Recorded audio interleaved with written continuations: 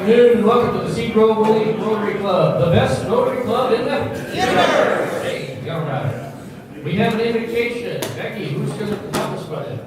Mike. All right, you have a microphone back there? All right, good. It's on there. Now we have microphones that work. Isn't that great? Thank you. Bow our heads. Dear Lord, thank you for this beautiful day, for this food and fellowship that we have together.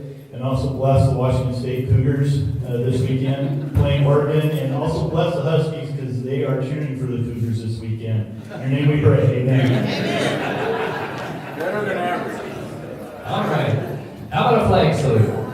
I pledge allegiance to the flag of the United States of America and to the republic for which it stands, one nation under God, indivisible, with liberty and justice for all. And a four-way test. Is it the truth? Is it fair to all concerned? Will it build goodwill and prevent prejudice? Will it be beneficial to all concerned? And we have a song. I bet Julia has a song. These are above our payload grade, you know. Sing along. Congratulations, Mexico.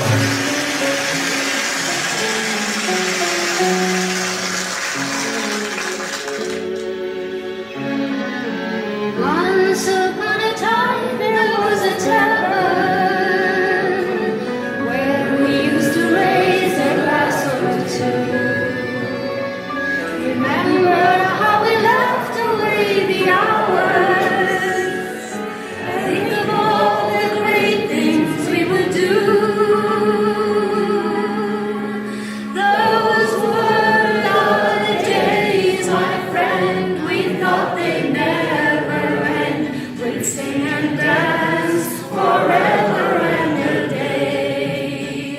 We'd live the life we choose, we'd fight and never lose, for we were young and sure to have our way. La la la la la la la la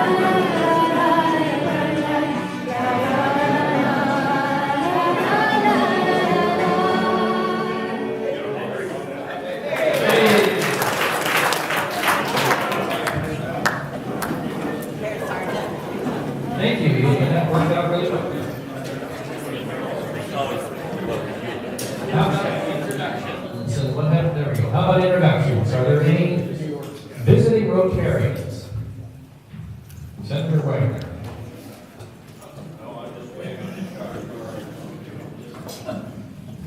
We have a former Rotarian.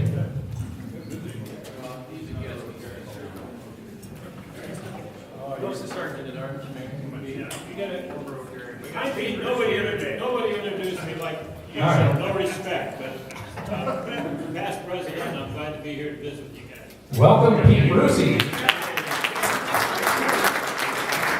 All right. We need a sergeant at arms that has a microphone in their hand. Do we have one of those? Team October. Who's going to be that? Julia. Yulia. All right. She's doing too many things at once. Okay. Pete, it's great to see you. Thanks for coming. Okay. All right. Any other how about visitors? I know we have a few. Sarah, back in the back. We're not ready for the pumpkin yet. We're doing visitors. All right, I've got my grandpa Isaac Brooke with me from California today.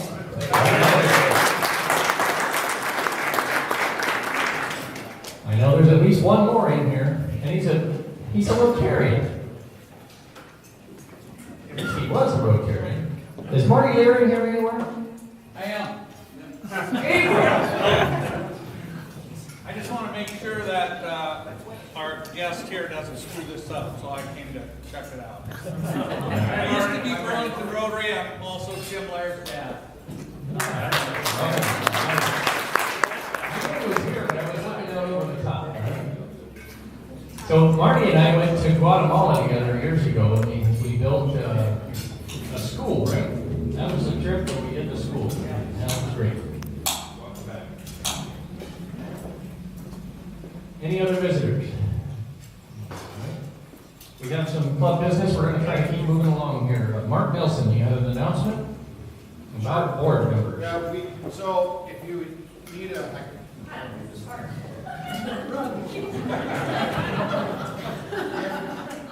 We need some nominations for board members, and so if you would. How's that? This is a nomination for board members. If you'd like to be on the board, please contact me, or you'd like to nominate somebody because they're not here and they won't know they're on the board, that'd be great. Also, we're looking for another president-elect. Mike Janicki's on next year. The year following, it might be a good year to serve since it'll look pretty good. So, that's the thought. And that's it.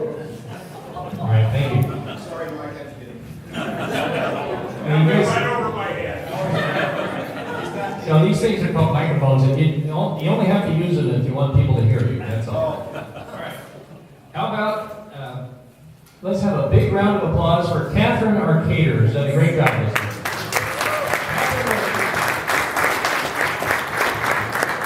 Catherine, way in the back in the kitchen. Catherine, we're waving and saying hello. Thank you. Great job. Chuck and Connie, you want to talk about toiletries for the Food Pollution Solution Center? Something like that. The Food Pollution Center? Is that what that was? Something like that. Hey, I hope you all got the email I sent out. They're Helping Hand Solution Center is so grateful for everything we're doing for them. As you know, we kind of expanded the collection. Reading glasses, Sheena, thank you. That was your idea. That was great. But we're also looking to collect toothbrushes. Those ones that the dentist gives you that you never use. Include any of those as well too. And like I said, these folks are so grateful. Words can't even not even express how thankful they are for our club. You guys rock. Thank you very much. Yeah, that'll be ongoing forever and ever. Sarah Koplerman, next up. Hi guys, we are leaving December 2nd for Uganda. It's an official deal. We're taking a pilot trip over there. We've got a team of 10. We've got 2 Rotary clubs in Uganda that are supporting us there. So if the International Committee could please meet after the meeting, that would be great. Meet with Teet and Avery over there to the side. Second announcement, with Uganda. Those of you who heard the talk here 6 months ago, this whole trip got started with donations of cell phones. We're taking medical equipment over to the new clinic. We're taking doctors. We're going to be seeing an orphanage of about 2,000 orphans and a remote village while we're over there.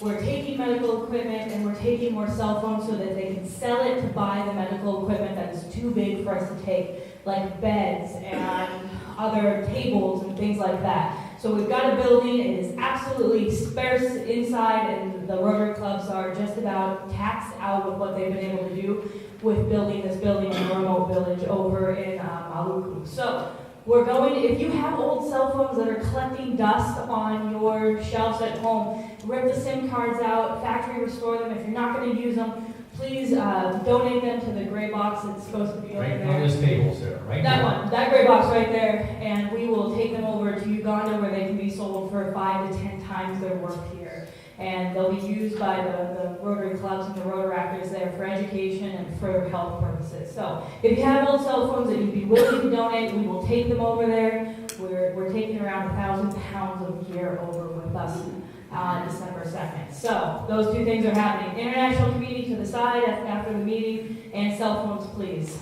All right, thank you, Sarah.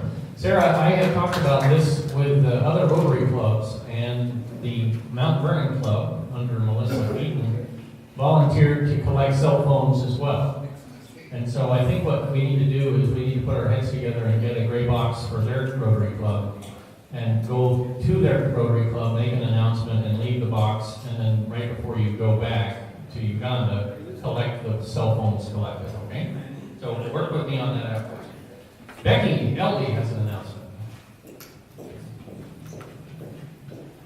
October 30th, that's a Tuesday night. We're going to do a fireside out of Eagle Haven Winery. I've only had 2 responses. So you guys get back to me if you can make it. 5 to 7. What was the date? The 30th, October. All right, and put that date up on the board if you would. I did. Okay, it's up on the, all right, great. Travis, you're next. Did I respond? Tim Helen on deck.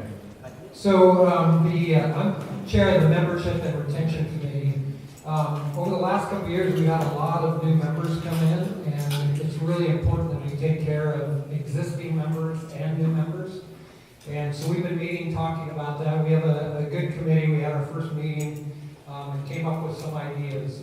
But the first thing I just wanted to say, I'm going to read off the committee members. It's really important if you are aware of or made aware of somebody that maybe is struggling with Rotary or having a hard time getting to meetings or not feeling like they're fitting in, let one of us know, because we would like to know that and we'd like to take some action on it. So here's the committee: Avery, Mark Nelson, John Janicki, Christine, Lynn Tucker, Chad Paulson, and Louis Reedwine, and myself. So just let one of us know. We appreciate the tip, and we'll take action and make sure that we reach out to them and see what we can do to help make sure that Rotary is a great experience.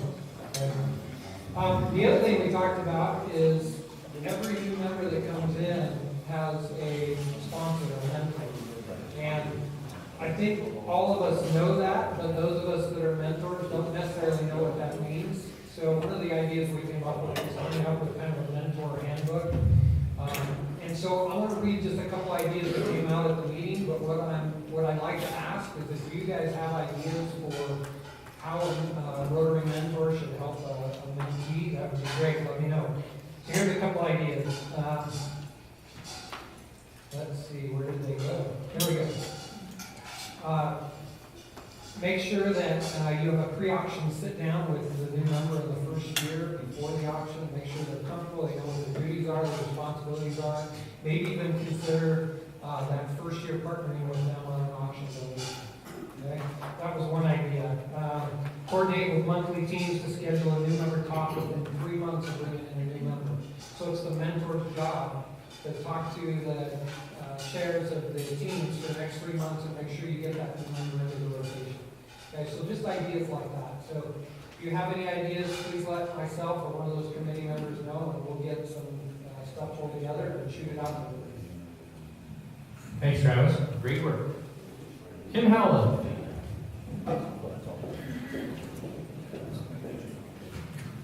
Okay, the mentor program is moving along. We have our first field trip on November 7th. That's down to Skagit Valley in the School Center. So we'll be starting out there. And in December 5th, we'll be going up to Bellingham Tech. Right now we have 8 kids that have signed up and 2 probables. So we're short of mentors at this point. So if you can be a mentor, I've got the table set up over here with the background check information and the flyers. Come on by, see me, and I'll make a point to get in touch with you and make you aware of all the things that are going on. It's a little more flexible than we thought originally, and it'd be great. So if you're interested, come on by, sign up with me, and I'll get with you and get you all the information. Thank you. And don't limit it to just Rotarians. It could be spouses, or it could be maybe T. Addenroth, the wife of former Rotarian John Addenroth. She might be interested. People like that. Think outside the box a little bit, so we've got plenty to cover for this great program. Thank you. Avery.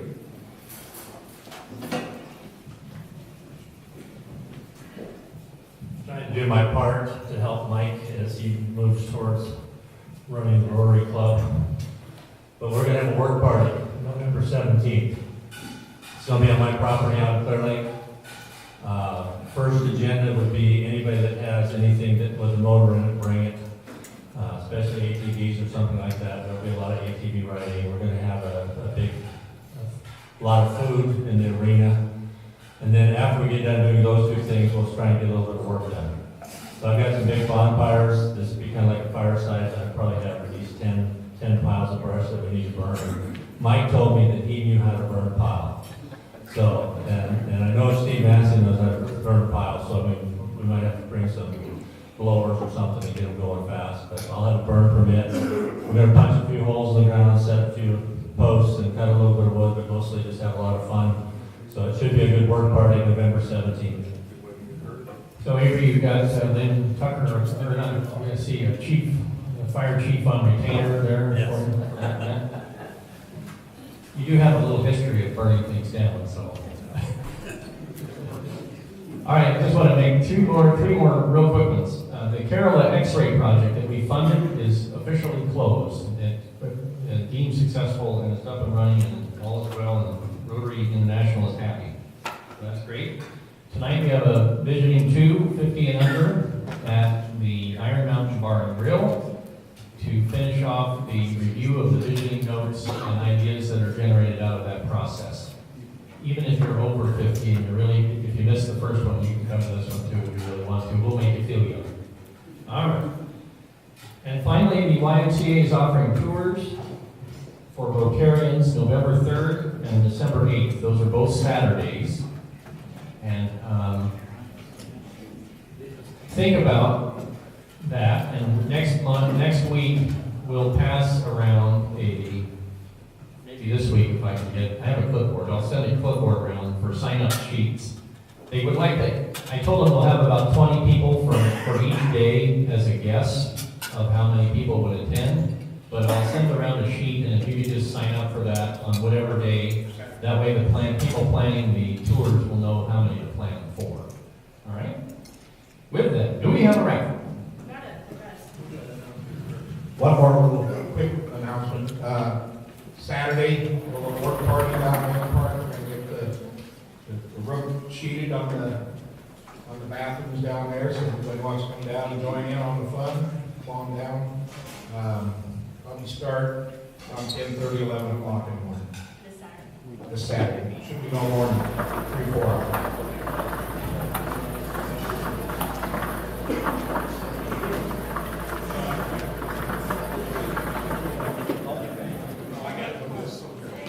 First number is 59, lucky 59, come forward. 59, Mike Kennedy. Mike. Second number 12, who has lucky 12? Lucky table.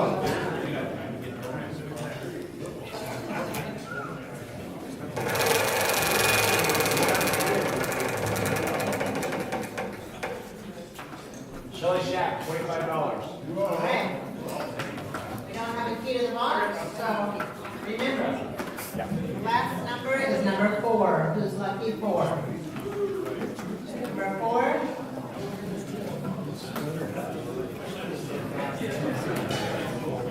No cheating.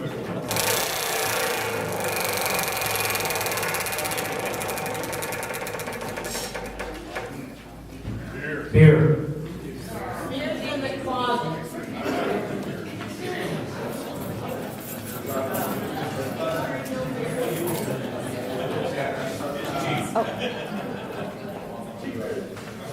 Well, so much for our lucky. Are we done with the raffle? Okay, before we go to Sergeant at Arms, let's do anniversaries. And before we do anniversaries, while we're getting ready for that, I just want to let everybody know, we're running out of time today. We have a lot of announcements. The budget is on the table. Take it home, learn it, live it, sleep with it, look it over. And next week, we'll vote to approve it, okay? So if you have any comments, we'll work on that next week. All right, with that, Lindy, our lovely florist, will do anniversaries. Go, Lindy. Okay, we have 4 anniversaries today. The first is Mark Chris and his wife. Their anniversary is October 1. Have a nice rose for them. And then we have Les Huggins.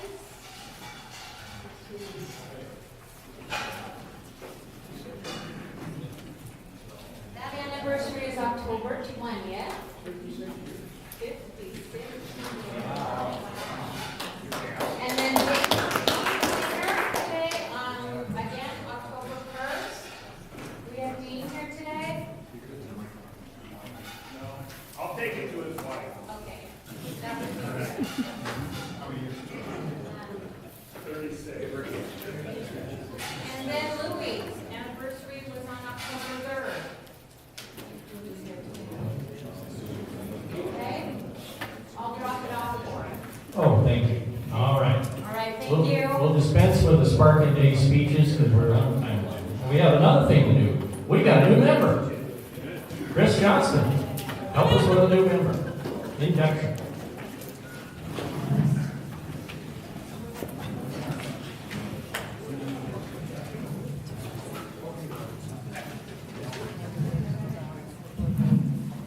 All right, President Carl, fellow Rotarians and guests, it is indeed an honor for us to induct Dana Brothers as the newest member of the Sedro Woolley Rotary Club. The mission of Rotary is to provide service to others, promote high ethical standards, and advance world understanding, goodwill, and peace through its fellowship with business, professionals, and community leaders. We are not a political organization, but we are dedicated to the practice of good citizenship. We are not a charitable organization, but are dedicated to the helping of our fellow man. We are not a religious organization, but are dedicated to the ideals of morality and high ethical standards. We bring together our individual skills, resources, and qualities of leadership to improve the quality of life for people not only in our local communities, but also in communities around the world. Dana, you have been chosen for membership into the Rotary Club of Sedro Woolley because the Rotarians in this club feel that you possess the qualities of leadership in your field, the qualities of personal conduct, the willingness to share those qualities of personal conduct, all directed towards the pursuit of Rotary's mission. It has been said that when a Sedro Woolley Rotarian is asked to perform, the answer is Yes. President Carl, fellow Rotarians and guests, please join me in welcoming our newest member, Dana Brothers.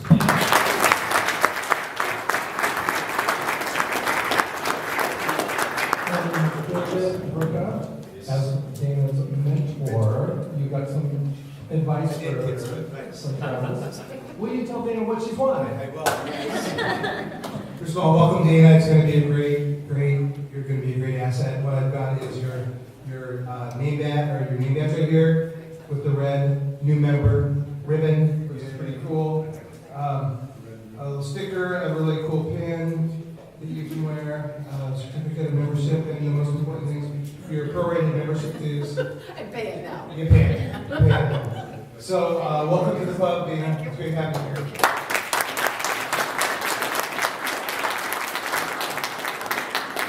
Thank you, Chris, David, and especially Dana. Welcome. All right. I think we're ready for Sergeant at Arms. Woolley, take it away. And I have the total of 3 seconds or what? Something like that. All right, that actually works perfectly because you just get a heads up for next time because we're not going to have time to go through each table. But I'm going to pick a table to do a demonstration of what you can expect next time. So you've got the cute pumpkin, right? And David, since you just spoke, you might as well continue. So you get to pick one for your table, right? Just one. Only one, yes. Read it, please. What do you have? Okay, so David has a dance. David is going to perform a dance.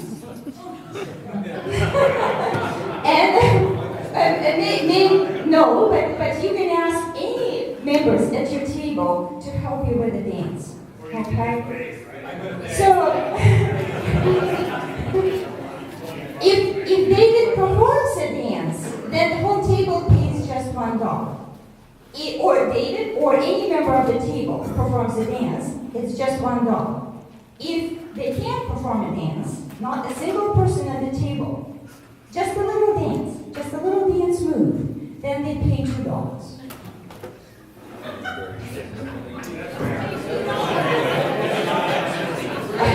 So they have a choice. So, and for the sake of time, just an explanation. So what other options do you have here? See me dancing in the Nutcracker. Well, there you go. November 30th.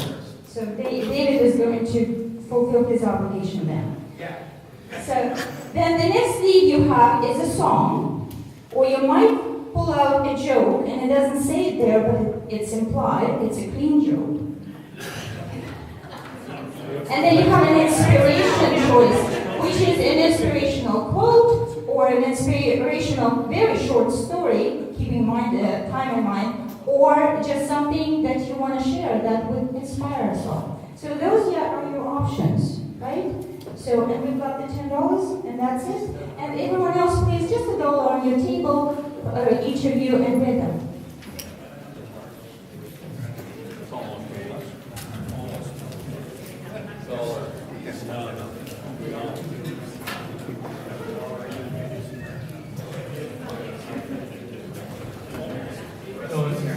We're now ready for early leavers. So we have a great program today. You want one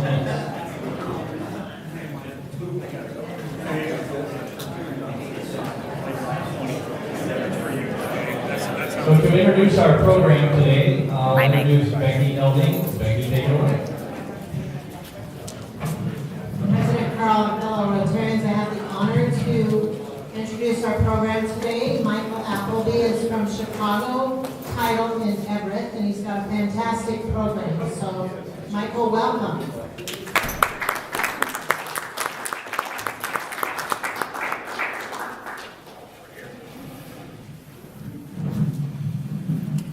Yeah. I'll work on My pushy button. That's what I. Oh, okay. Are we good? Yeah, no, we're good.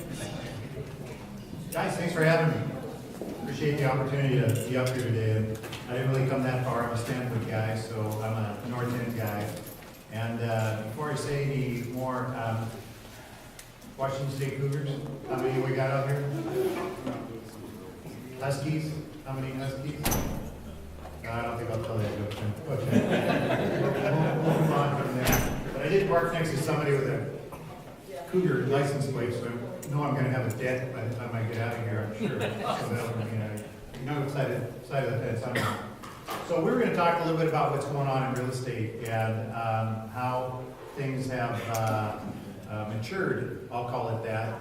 And I would, I'll compliment you. I rarely get to go talk to a group that I get to do the prayer and the salute the flag before we talk. So great opportunity. Thank you. So this was something that came up beginning of before 2018 came up, and this was a analytics website that works with real estate values. And I brought this just to give you an idea of, at that time they said that these 5 cities would be the top 5 appreciation cities in the entire country for real estate values this year. And it's changed a little bit because we can take Seattle off the list, but we really, we can leave Mount Vernon on the list, and we can leave Bellingham on the list because we've done okay up here. And I'll go through a few different things for you, and we'll just keep moving forward. So Seattle actually led our price growth around the entire country for the last 2 years. I don't know if you do that or not, but every month for 24 straight months, they had the highest appreciation of any major city. We'll call it that, major city. We're now 12th. That shows you how fast it moves in the last couple of months, how much it's turned the other way in our fair city.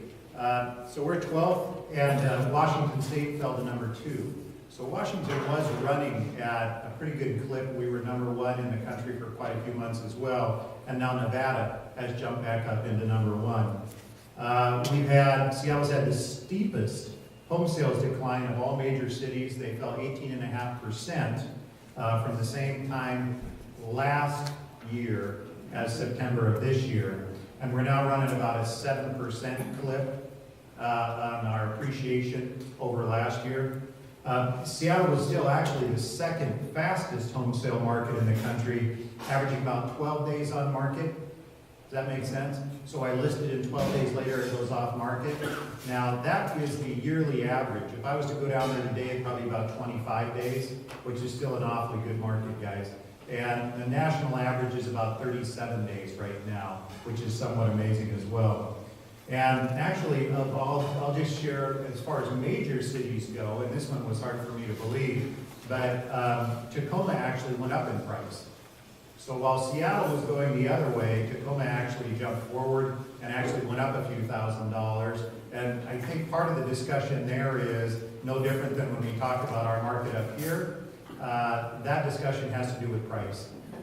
So their price range is quite a bit less than King County and Seattle, and people were actually willing to drive, because what we saw in the first half of the year was, for the first time ever, and actually the largest buying group in history in the first 6 months of the year was first-time homebuyers. So 55% of our homebuyers for the first 6 months were first-timers, and we'd never hit that number before. We were running maybe 40%. And so that's been kind of pushing that number, and that's what caused Tacoma and Pierce County to run their number up a little bit.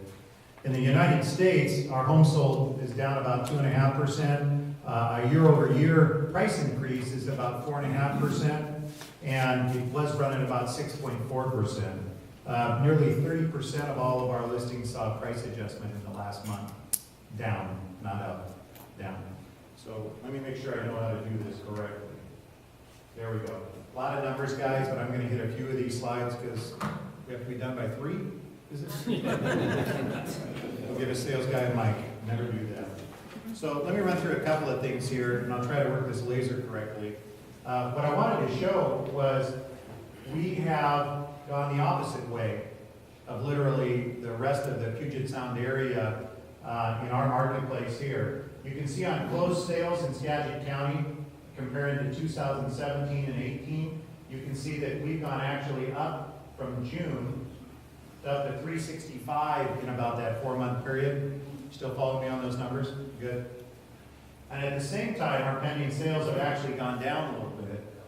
And our listings have started to increase. We're up about 60 listings for this marketplace, which obviously runs about a 15% increase. And that's less than the rest of the marketplaces up and down the Puget Sound area.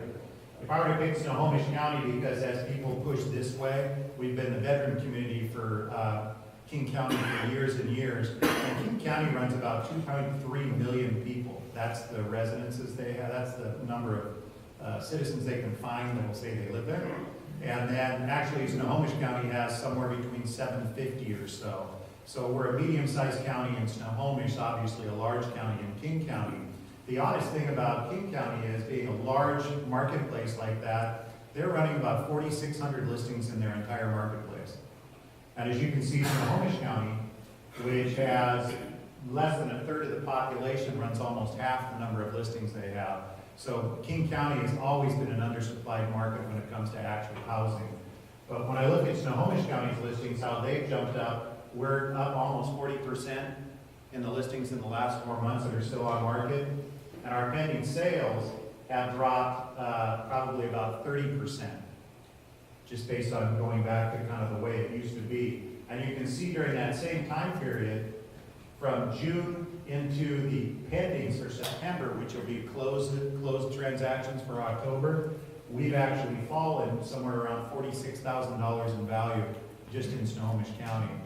So you can see what a positive thing has been, that Skagit's been able to continue its price increase. A lot of that has to do with still in a price range that actually still works for somebody to be a first-time home buyer. Make sense?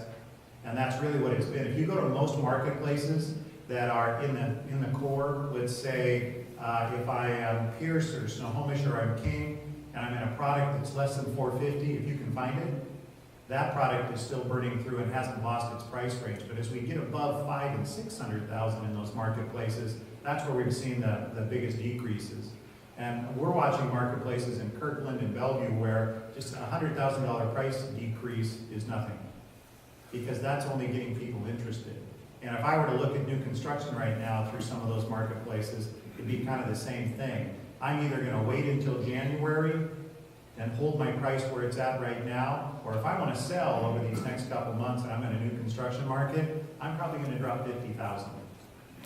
But the interesting thing about that product has been that when I buy a piece of ground right now, and I put it in the system for an application to start a land use action, it's going to take me probably 15 to 17 months to get it approved, and that's including construction drawings. Then I'm going to put my roads and my infrastructure in the ground, and that's a minimum of 6 months because I've also got to get it recorded through the jurisdiction. So I'm over 2 years. So if I bought something today and put it in the system, it'd be over 2 years till you saw the product actually show up. Follow me on that? It'd be literally over 2 years, so you saw a front door and a model go up. So most of the product that we're seeing on the marketplace right now, it was purchased 2 years ago. And I promise you, if I'm in a $650,000 marketplace, I was planning on trying to get $550 for that. And I was still doing well. So I've got some flux from, not that I want to give it up, we never want to give up money we thought we were going to make, but if I'm going to do it, if I want to get rid of it, I still have room to make a move. So you can see kind of how we went here. I did this because no one can see it except me. But I wanted to share with you whether you get smaller. I can hardly read it, so I know you guys can. But I wanted to make sure I shared a couple of things with you. And I wanted to pick on, where are we? We're in Sedro. So you can't see this number over here, but year to date through the end of August, I don't have the September chart for this numbers yet because it's by city. And through August of 2017, the median price in Sedro Woolley was $245,000. The median price at the end of August this year was $272,950. So Sedro's actually seen an 11% increase in its value. During the same period of time, that we're seeing more of a drop in our King and our Snohomish County market, okay? Mount Vernon, here we are, Mount Vernon. If I go over here, $290 was my median price in 2017 of August. My median price in Mount Vernon right now is at $320, so I'm up 10%. And if you remember that first chart, that was what the prediction was this year, was that Mount Vernon would be up 10%, one of the leaders in the country, and that is true. We're not big enough up here to count, but we are there. And so if I run back through the rest of my numbers, I wanted to make sure we actually talked about new construction, because that is a problem. That is really a problem for us. We're averaging about 17 new units a month, new homes through the entire county, including Anacortes. And that's not a number that we should be at. We should at least be at 30 new homes a month. We haven't been able to get enough people to make a commitment up here to do subdivisions and be involved in pushing it forward. So I wanted to show you really these red dots. These red dots are subdivisions in for application right now in the whole county. And there's 18 in for a total of 990 lots. When I add the two that we have here in Sedro, Woolley, the Jones Estates and the Sap Road plat, there's a total of 70 lots in the system here in Sedro, but I want to back up on that a little bit. Part of that process is you're doing a scrub on your land use action where you're going to redo your planned residential development code, your PRD code. And so a lot of people will be stuffing applications back into the system as soon as that gets updated. You follow me on that? So we have the ability to create smaller lots under this new code that they're going to put into place. And so they're not going to put their application in until that code's in place. So you will see quite a few more applications come in the system once that's done. Well, that's even fuzzier. So how am I doing on time? You good? You're good. Okay, great. 2:30? 1:15. Well, you were very specific about that. You're going to get him out of here. That's our time, by the way, so your time is up. Yeah, I'll be up to see it real soon. Yeah. Is there one favor I could ask? Can you find Marty for something? I don't know what to do it for, but there's got to be something we can find him for. This was actually totals through the entire Puget Sound area, and we had some big numbers that ran through 2005. The Puget Sound area, the 4-county area up just south of us, all their counties south, we ran 89,000 sales through the system in 2005. And then we actually topped that in 2016, almost 90,000 sales. But we've been, in 2017, we ran 88,000. And in 2018, we're about 5,000 to 10,000 sales off of that. And this last 3 months has really been quite a bit different than our past years. So we could easily run 15,000 sales less. So the best way I can put it for some people to understand is, if it's priced aggressively, it's in a certain price range, we're going to get multiple offers still, and we're going to run through that product. But in general, we're taking a little pause in the rest of the marketplace. We've seen a fairly good pause, and what this marketplace used to be, it's been tough to run a business through this market, because if you take a look at what we started 15 years ago. In 2003, we started running the market up, right? We ran the market up through about June 13th of 2007. When you remember the day, that's a bad thing. So about 2003 to 2007, we ran the marketplace up about 60 to 70% in value. Then we hit a crash and we ran through a horrible about 5 years of going the other way and ran about 60% out of the market at least. Then we started running back up again, and now we've been sprinting at a number that's even faster than the last time. So trying to run your business in a crash, sprint has been very difficult.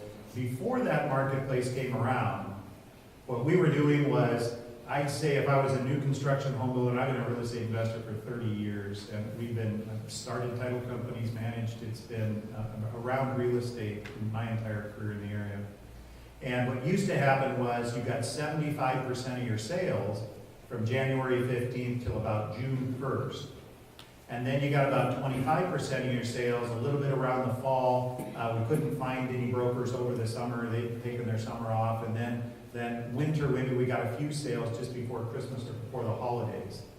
So we really feel like what it used to be in this marketplace is the way the powers are going to go back again. We're going to see our big push in the spring, and so that's why we're kind of thinking, okay, well, we have a lot of people that aren't buying right now in the King, Snohomish, Pierce area, mostly because they're kind of watching. They want to see how far this might fall, and then once they're done with that whole process, then we jump back into what used to be our marketplace, which sell most of our homes in the spring and into the early summer.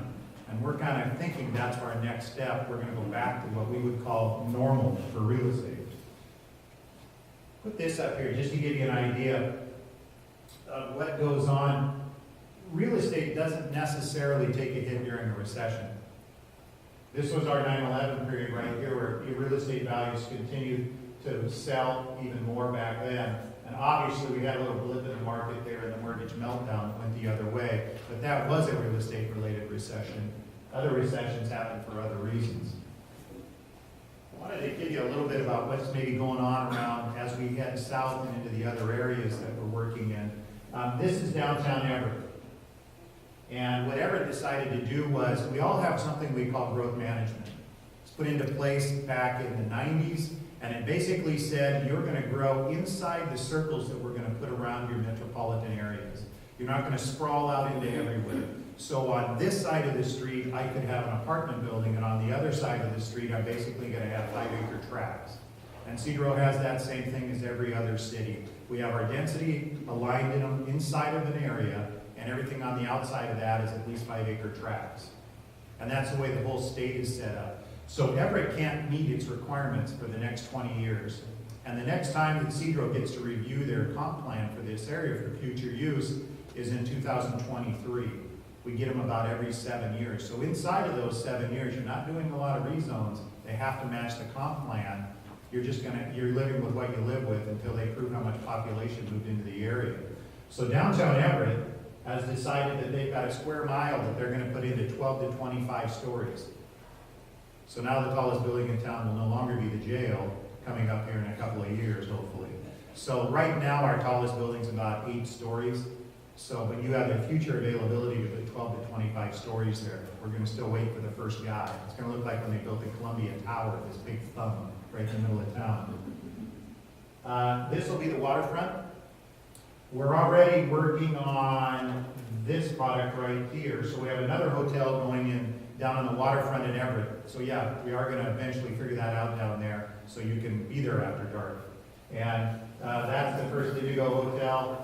This is under contract already. You can see this is just north of Lombardi's. We're going to put another 260 apartment units there. And we have the availability for 600 more units down there. It's just you can only put them in so fast. You'll actually have some options of where you can eat downtown now on the waterfront. They're talking about another retail center and 3 to 4 more restaurants. I threw this up here just to give you an idea of what's going on in Seattle when it comes to where we sit around the rest of the country. And it's wrong. What's going on down there price-wise, what's going on down there for value, for rents and everything else.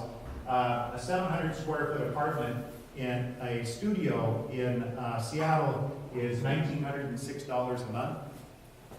all rents. A studio is $1,427. A one-bedroom is $1,884, and a three-bedroom, if you could find it, is $2,500 a month.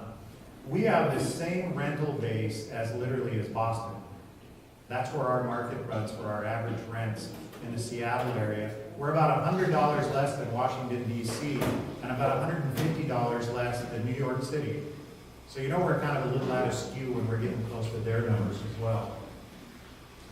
This is something that we need to keep an eye on whenever we're talking about, just in general, when we're talking about who we're going to be talking to, who's going to be our buyer in anything that we do.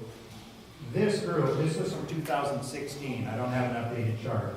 So this group that was 24 to 26 is now what, 26 to 28? That's the largest economic group in the history of the United States. That's our millennial group. Yeah, sorry, but it is. 26 to 28. They talk differently, they communicate differently, and they're going to be the buying public. The median age for a first-time home buyer in the U.S. is 32. So this huge group here is going to be in our buyer public here in the next couple of years, and they're going to buy a different product, and they're going to buy it differently, and they're going to live in different places, much differently than we've lived as we've purchased our homes over the years. Slip forward. This one, and I'm going to hit this, and I'm going to make sure I get out of here in a timely fashion, because I told a cougar joke. This one, there's two things we lead the U.S. in, and I didn't know if you knew this or not, but you know what the #1 traffic city in the country is? Everett. Based on it, I get to travel a fair amount, and I mean I've been to a lot of cities that are about 100 to 125,000 people, and I don't have traffic jams ever. I mean, it might be a couple of minutes where I'm just kind of slowing down to drive through, but Everett on a 24-hour average basis, based on its population size, is the #1 traffic grid in the entire country. And Seattle ranks 2nd or 5th or 9th or whatever, depending on what poll you look at. And Seattle's going to get worse because they're going to be adding on to the convention center. I don't know if you saw that. So that hangs over the freeway. So they're going to be closing lanes. They've got to finish up Alaska Way. And then they've got, like you see here, we've got 65 cranes in the Seattle area right now. They literally used up every crane permit they could find. The only other city in North America that has more cranes is Toronto. Toronto has about 8 million people, and they have 88 cranes pushing stuff up in the air. I mean, it used to be that you go to a neighborhood and you look at Christmas lights. Now you go to downtown Seattle to stare at the cranes for your Christmas time. So that's not going to change, because once that crane goes up in the air, it's at least 2 years, and they haven't started a lot. I'm going to throw a couple numbers at you so you get an idea of how big they're talking. By 2019, we'll have 46,000 more apartment units in the Seattle area. We'll have 14.5 million square feet of office space, 5,200 hotel rooms. I don't know where everybody's coming here for.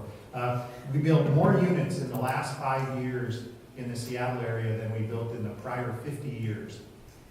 So we had a little bit of a backlog coming. There are 30,000 permits still in the system that you haven't seen a crane for. 30,000? 30,000 between Bellevue, Seattle, what they call the Seattle Marketplace, which also comes a little bit up to Everett, and then down almost to Tacoma. So there's another 30,000 units in the system that could be built. Now, we haven't really built many condos for years and years and years because of the construction liability, and we probably, for good reason. But now all of a sudden, because we're seeing a tailing in the market for rental, for apartments, we've dropped our rents probably about $100 a unit for the first time in about 7 years in Seattle. So we are going to see all of a sudden 5,000 to 6,000 condo units show up down there. That all the guys who are going to build apartments, because I mean it basically is an apartment building if I'm in Seattle. All I really do is change the countertops and change the carpet and make it look prettier, and then I'm going to call it a condo, as opposed to renting it as an apartment. So we have the ability to create a different product there over the next few years to take care of that millennial group that's hanging out in us there. And here's kind of where I was at on the condo stuff. This one is interesting, and I'm not gonna go through a lot of this, because I wanna make sure we get out of here. But there's 170,000 commuter trips a day, between 140 to 170,000 commuter trips a day that come through Snohomish County that go to Seattle and come back and forth. That's how many people are actually driving job-related back and forth between the two counties. So it kind of gives you an idea of what's been going on job-related wise. And when we talk about real estate values, it's all about jobs, right? If we have jobs and increase in value, we get more housing and people feel more comfortable and they buy more homes. And our job market, 3.7% unemployment, 5% is supposed to be full employment. And we're still running at 3.7%. And we've doubled the amount of construction-related jobs in the last 5 years. We literally have gone from 100,000 to 200,000 jobs. And we still have if you were to look anywhere in Seattle and look for people hiring, there's just a stack of jobs sitting there for new construction people and job-related to new construction. There's one thing that is kind of interesting that I've never seen before. I would tell you that Seattle's probably the biggest company town in the entire country right now. Amazon, it's Amazon town.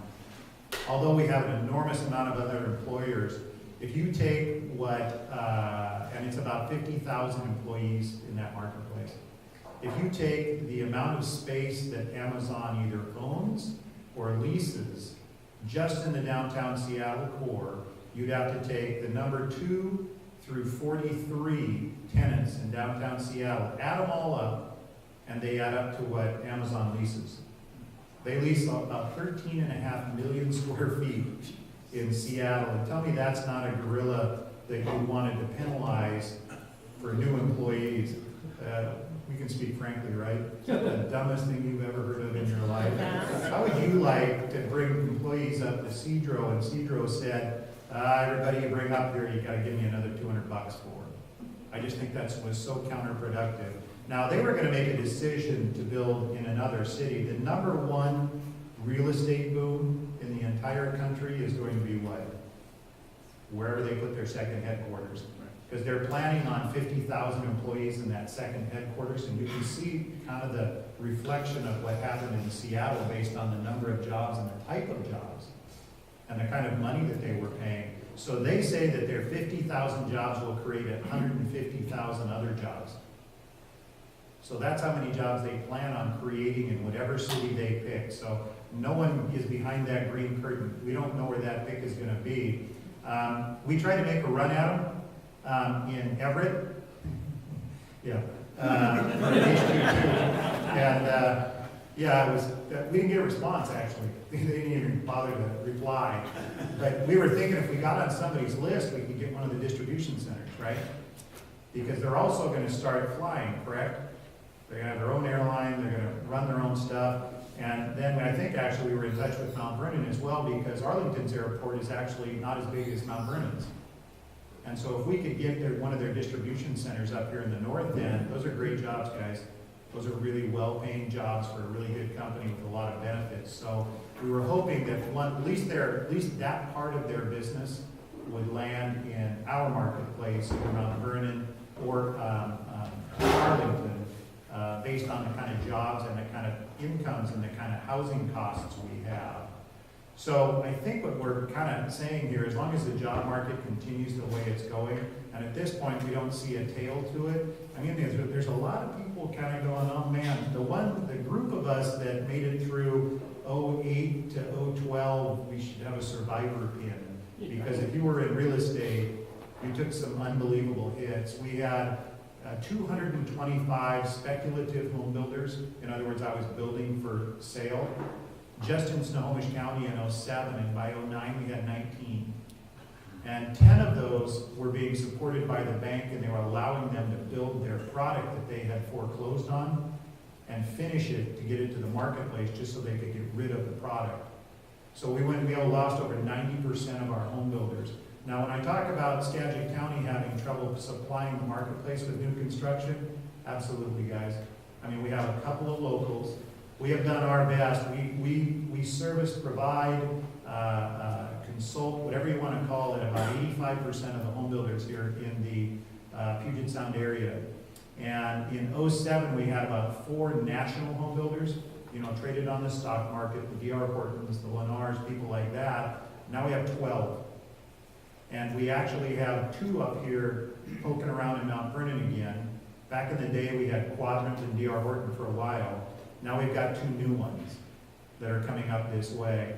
And I know he's a good friend of mine, and he kind of takes a bad rap, but when D.B. Johnson or whatever other name, alias Dave was using at the time, Dave built in 25 years, he built 4,300 homes from Blaine to Marysville at a very affordable price range.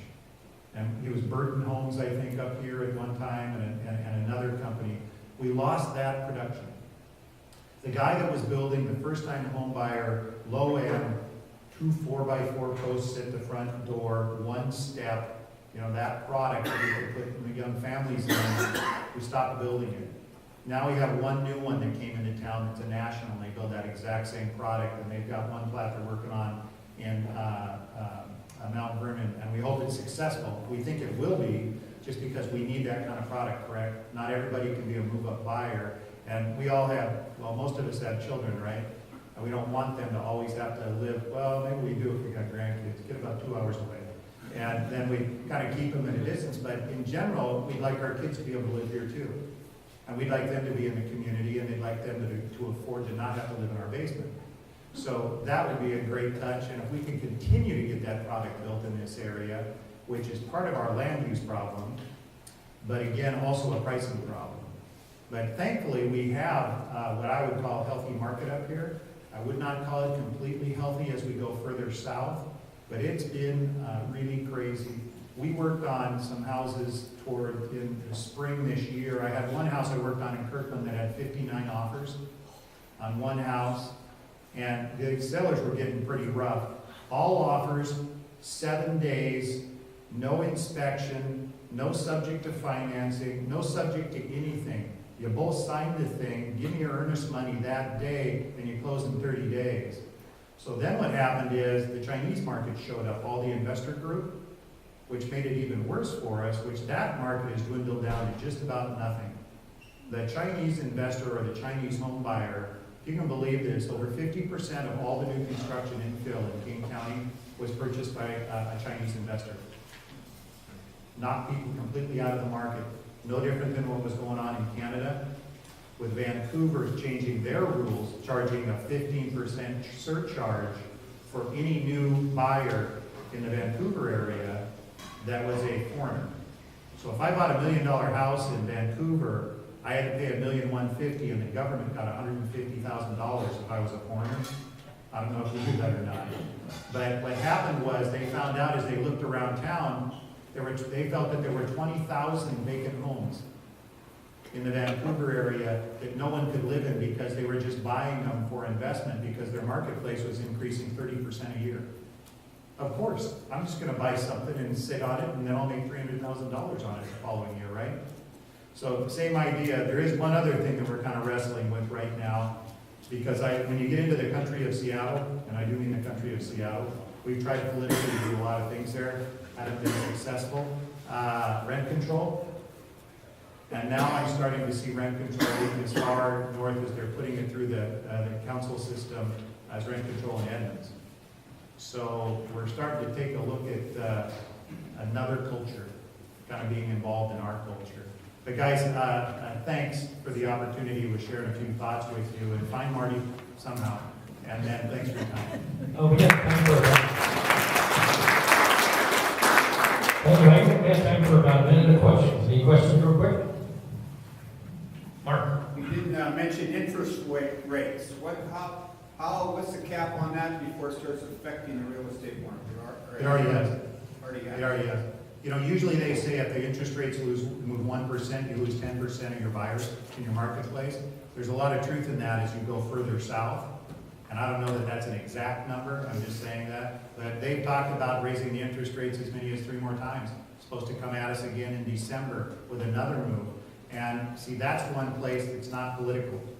The Fed's not political. So as many times as our president may say, hey, you need to knock it off, you need to slow it down, you need to quit doing that, they don't have to pay attention. So they run their own system, and it's all just about monetary control and economic control. And again, they're worried about inflation and other things. And so you'll see interest rate increases. Not great for the home buyer, not great for the first-time home buyer. But we've been in 2006 and 7, when our marketplace was going crazy. Remember what interest rates were? They were 6.1 to 6.8%. And we've been sitting here at 3 and 4 for a lot of years. So when they first bump up to 5, I try to use a historical analogy when we talk about interest rates and say, you want to compare it to other marketplaces? It's been great. You want to compare it to 3 months ago? Not so great. But if you look over 30 years of interest rates, they're as low as they've ever been, other than for that 3 to 4 year period. Did you have a question? That's about all we can do. Sorry. So if you were willing to stick around, maybe somebody can ask you a question. Thank you very much, Mike. We have a little token of appreciation. Maybe you can make a new deal with that. Sedro Woolley Rotary pen. All right. All right. Before we wrap it up, let's take down the tables today. I want to thank Pete Brisky. Welcome back, and good to see you. Isaac, wherever he think he took off, maybe, and Marty there. That'll be a dollar. We need a dollar. All right.